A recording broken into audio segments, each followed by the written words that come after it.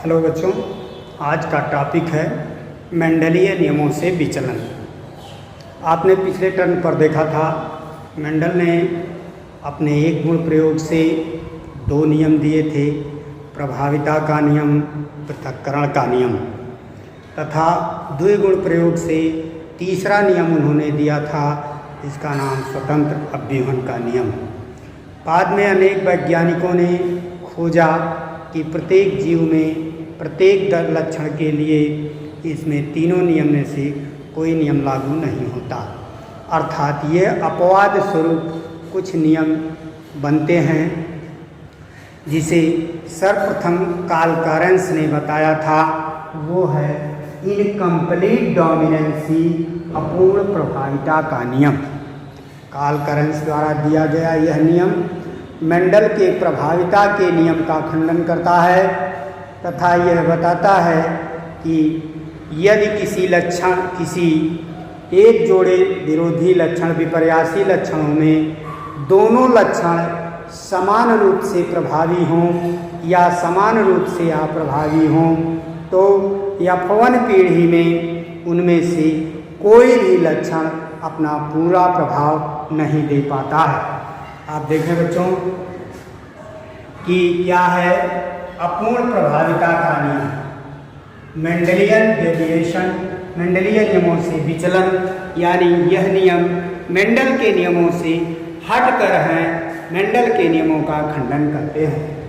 उनमें से पहला नियम है इनकम्प्लीट डोमिनेंसी, अपूर्ण प्रभाविता का नियम। अपूर्ण प्रभाविता का नियम क्या है? जब एक जोड़े विपर्यासी लक्षणों के जोड़े के दोनों लक्षण अपना संपूर्ण प्रभाव नहीं दिखा पाते, ध्यान रखना बेटा, 59 फॉर्म में लिखे हैं, जब विपर्यासी लक्षणों के जोड़े के दोनों लक्षण अपना संपूर्ण प्रभाव नहीं दिखा पाते, यानी जो विपर्यासी लक्षण चुने गए विरोधी लक्षण उनमें से कोई भी लक्षण अपना पूरा प्रभाव नहीं दिखा पाता। F1 पीढ़ी में दोनों लक्षणों में से कोई भी लक्षण अपना पूर्ण रूप से प्रकटन नहीं दे पाता है, तो F1 पीढ़ी में उनके मिले जुले लक्षण प्रकट होते हैं। इसी को हम अपूर्ण प्रभाविता कहते हैं। पुनः देखें, जब विपर्यासी लक्षणों के जोड़े के दोनों लक्षण अपना संपूर्ण प्रभाव नहीं दिखा पाते और F1 पीढ़ी में उनके मिले जुले लक्षण प्रकट होते हैं तो इसे अपूर्ण प्रभाविता कहते हैं। पुनः देखें, जब विपर्यासी लक्षणों के जोड़े के दोनों लक्षण संपूर्ण प्रभाव नहीं दिखा पाते, F1 पीढ़ी में उनके मिले जुले लक्षण प्रकट होते हैं, दिखाई देते हैं, तो इस घटना को हम अपूर्ण प्रभाविता कहते हैं। कार्ल कॉरेंस ने इसके लिए दो उदाहरण प्रस्तुत किए। उदाहरण नंबर 1 आप देखें, मिरेबिलस जलापा नामक पौधे को में उन्होंने दिखाया, प्रयोग किया। मिरेबिलस जलापा को 4 o'clock प्लांट भी कहते हैं क्योंकि इसके पुष्प जो है 4 बजे सुबह ही खिल जाते हैं, इसलिए इनका नाम 4 o'clock प्लांट भी है। वैज्ञानिक नाम है मिरेबिलस जलापा। मिरेबिलस जलापा में दो तरह के पुष्पों वाले, 2 रंगों के पुष्पों वाले पौधे मिलते हैं। एक पौधा ऐसा मिलता है जिस पर लाल पुष्प आता है, एक पौधा ऐसा मिलता है जिस पर सफेद पुष्प आता है। मिरेबिलस जलापा के पौधों में 2 तरह के पुष्प वाले पौधे मिलते हैं। एक पौधा ऐसा मिलता है जिनमें लाल पुष्प आता है तथा दूसरा पौधा ऐसा मिलता है जिसमें सफेद पुष्प आता है। कार्ल कॉरेंस ने देखा जो लाल पुष्प वाले पौधे हैं उनके जीन को RR से प्रदर्शित किया, सफेद पुष्प वाले पौधों को स्मॉल RR से प्रदर्शित किया। जब इनका आपस में संकरण कराया गया, क्रॉस कराया गया पीढ़ी में, तो एक जीन लाल पुष्प से एक जीन सफेद पुष्प से आया, तो एक कैपिटल R और स्मॉल R। अब यहाँ पर मेंडल के नियमानुसार लाल पुष्प होना चाहिए, लेकिन लाल पुष्प नहीं हुआ। कार्ल लॉरेंस ने देखा कि यहाँ पर लाल रंग अपनी प्रभाविता नहीं दे पाया, बल्कि गुलाबी हो गया। यहाँ पर जो F1 पीढ़ी में पुष्प प्राप्त हुआ वह गुलाबी हो गया। इससे यह सिद्ध हुआ कि लाल रंग ना तो पूर्णतः प्रभावी है और ना ही सफेद रंग। लाल और सफेद रंग का मिला हुआ रंग गुलाबी रंग का यहाँ F1 पीढ़ी में पुष्प आया।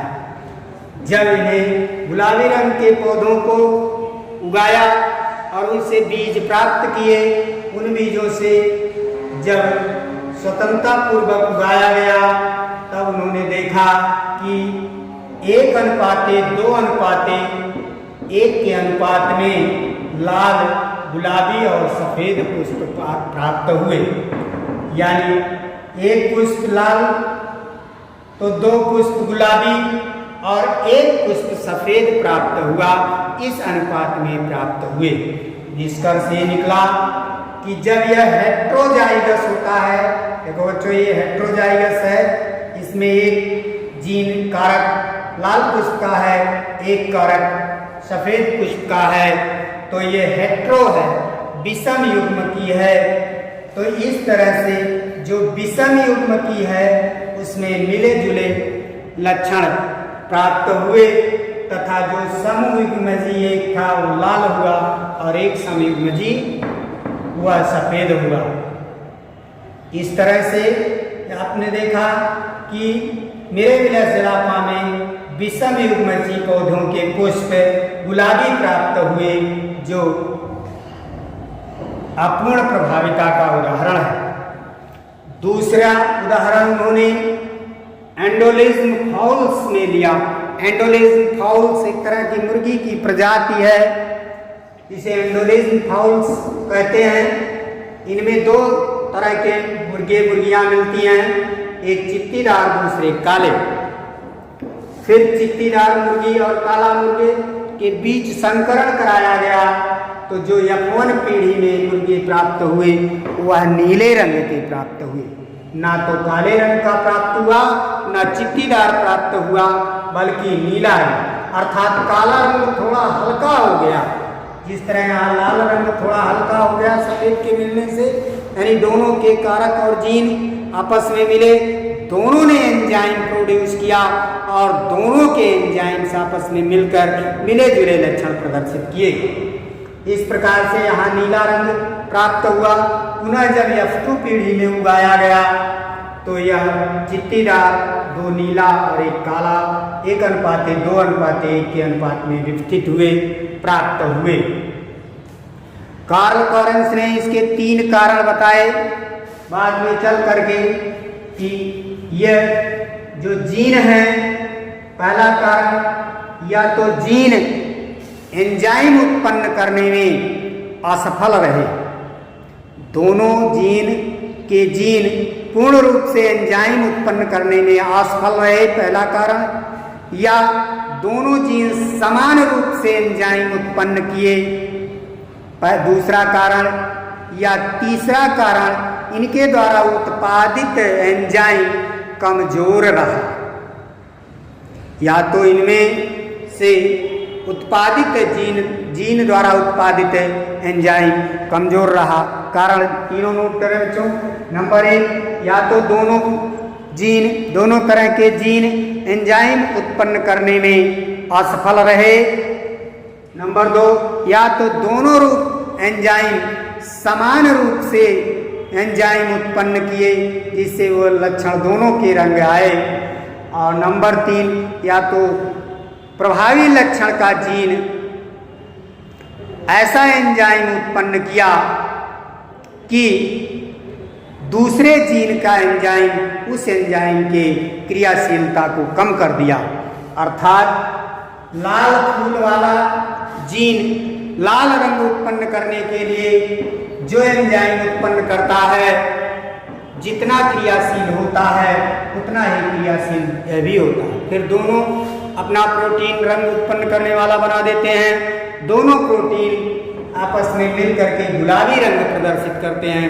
जैसा आप जानते हैं बच्चों, लाल रंग और सफ़ेद रंग आपस में बराबर मात्रा में मिला दिया जाए तो वह गुलाबी रंग बन जाता है। इसी तरह से दोनों के एंजाइम जब समान रूप से उत्पन्न हुए तो समान रूप से रंग देने वाले प्रोटीन्स बनाए और दोनों प्रोटीन्स मिलकर के गुलाबी रंग बना दिए। ये हो सकता है। दूसरा कारण यह है कि लाल रंग का जो जीन था वह अपना एंजाइम प्रदर्शित किया और वह रंग बनाना चाहा, लेकिन उस पर जो सफेद रंग का जीन्स था उस जीन की क्रियाशीलता को थोड़ा सा कम कर दिया, जिससे पूरी तरह से लाल रंग का प्रदर्शन नहीं हुआ। या तो दोनों समान रूप से जीन उत्पन्न किए, एंजाइम उत्पन्न किए, या तो एक एंजाइम कुछ हल्का रहा प्रभावी का और अप्रभावी का कुछ तेज रहा जिससे गुलाबी हो, या तो दोनों एंजाइम निष्क्रिय रहे जिससे एक तीसरे किसी एंजाइम की क्रियाशीलता आ गई। जैसे तीसरे एंजाइम की क्रियाशीलता यहाँ देखा गया।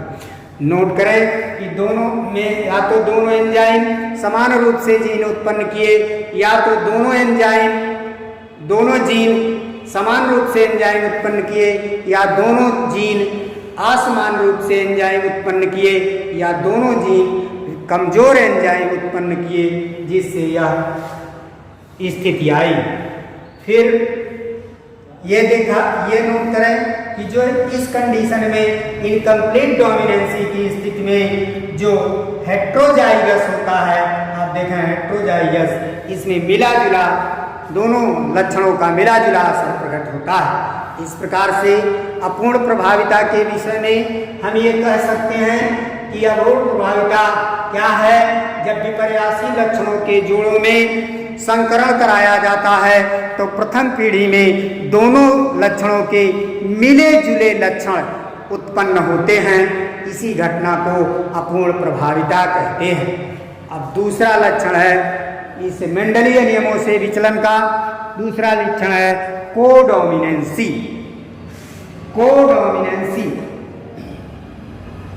दूसरा आप देखें कोडोमिनेंसी।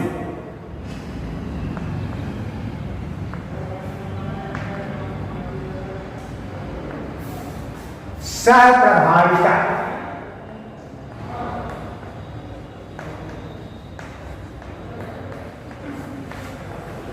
नाम से ही विदित है सहप्रभाविता क्या है? जब दोनों जीन समान रूप से प्रभावी होते हैं और दोनों जीन अपने लक्षण का पूर्ण रूप से प्रकटन करते हैं तो इसे हम सहप्रभाविता कहते हैं। दोनों लक्षण साथ साथ प्रकट होते हैं तो इसे सहप्रभाविता कहते हैं। इसका उदाहरण है मनुष्य के रुधिर वर्ग की वंशागति। मनुष्य में दो तरह के जीन पाए जाते हैं। ब्लड ग्रुप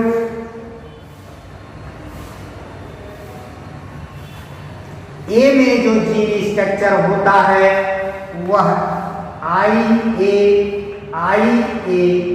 या IAIO के फॉर्म में होता है। जो ब्लड ग्रुप बी होता है उसके लिए IB या IA IB और IO के फॉर्म में होता है। और जो ब्लड ग्रुप O होता है उसमें IO होता है, और जिसमें AB होता है ब्लड ग्रुप उसमें IA और IB होता है। यहाँ पर देखें तीसरी स्थिति बच्चों कि जब तक जीन ए था ब्लड ग्रुप ए हुआ, जब जीन बी था ब्लड ग्रुप बी हुआ, लेकिन जब ए बी दोनों में से कोई जीन नहीं था तो ब्लड ग्रुप ओ हो गया। और जब दोनों उपस्थित हुए, एक साथ उपस्थित हुए तो ब्लड ग्रुप ओ हो गया, जो कोडोमिनेंसी साथ साथ प्रभावी हैं, दोनों साथ साथ प्रभावी हैं, इसी को कहते हैं सह प्रभाविता। अगले टर्न पर हम देखेंगे मनुष्य के रुधिर की वंशा गति।